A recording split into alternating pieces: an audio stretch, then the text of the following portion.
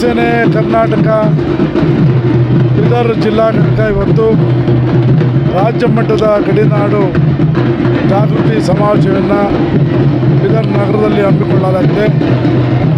ಈ ಭಾಗದ ಎಲ್ಲ ಕನ್ನಡ ಸೇನೆ ಕಾರ್ಯಕರ್ತರು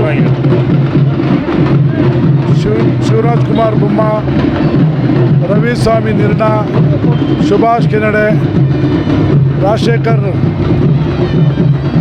ಹೀಗೆ ಹಲವಾರು ಕನ್ನಡ ಸೇನೆಯ ಮುಖಂಡರುಗಳು ಹಲವಾರು ದಿನಗಳಿಂದ ಈ ಭಾಗದಲ್ಲಿ ಕನ್ನಡ ಧ್ವಜವನ್ನು ಕಟ್ಟೋದ್ರ ಮೂಲಕ ಇವತ್ತು ಈ ನಾಡಿನ ಸಮಸ್ಯೆಗಳು ತೆಗೆದುಕೊಂಡು ಇಲ್ಲಿ ಕನ್ನಡದ ಕಾರ್ಯಕ್ರಮವನ್ನು ಮಾಡ್ತಾಯಿದ್ದಾರೆ. ಅದಕ್ಕೆ ಕನ್ನಡ ಸೇನೆ ಕೇಂದ್ರ ಕಚೇರಿ ಪರವಾಗಿ ಅವರಿಗೆ ಶುಭವನ್ನು ಕೋರ್ತಾ ಇನ್ನಷ್ಟು ಎತ್ತರಕ್ಕೆ ಬೀದರ್ ಭಾಗದಲ್ಲಿ ಗಡಿ ಭಾಗದಲ್ಲಿ ಕನ್ನಡ ಕಟ್ಟುವಂಥ ಕೆಲಸವನ್ನು ಮಾಡಲಿ. ಇವತ್ತೇನು ಗಡಿ ಭಾಗದಲ್ಲಿ ಕನ್ನಡ ಶಾಲೆಗಳನ್ನು ಮುಚ್ಚುತ್ತಾ ಇದ್ದಾರೆ, ಸರ್ಕಾರ ಕೂಡಲೇ ಅದರ ಬಗ್ಗೆ ಗಮನ ಹರಿಸಬೇಕು. ಇವತ್ತೇನು ಖಾಸಗಿ ಶಾಲೆಗಳು ಇವತ್ತು ಸರ್ಕಾರಿ ಶಾಲೆಗೆ ಶೆಡ್ ಹೊಡೆದು ಇವತ್ತು ಕನ್ನಡ ಶಾಲೆಗಳನ್ನು ಮುಚ್ಚುವಂಥ ಕೆಲಸವನ್ನು ಆಯಿತು.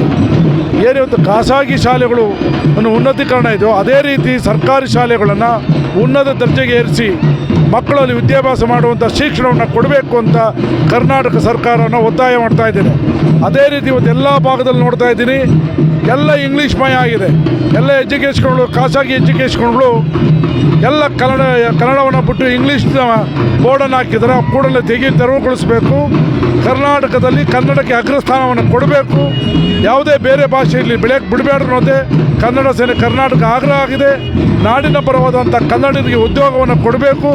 ಏನು ಗಡಿ ಭಾಗದಲ್ಲಿ ಹೊರ ರಾಜ್ಯದಿಂದ ವಲಸೆ ಬಂದವರನ್ನು ತಡಿಬೇಕು ಅನ್ನೋದು ಕನ್ನಡ ಸೇನೆ ಕರ್ನಾಟಕ ಹಕ್ಕೊತ್ತಾಯನ ಮಾಡ್ತಾಯಿದೆ. KR ಕುಮಾರ್, ಕನ್ನಡ ಸೇನೆ ರಾಜ್ಯಾಧ್ಯಕ್ಷ.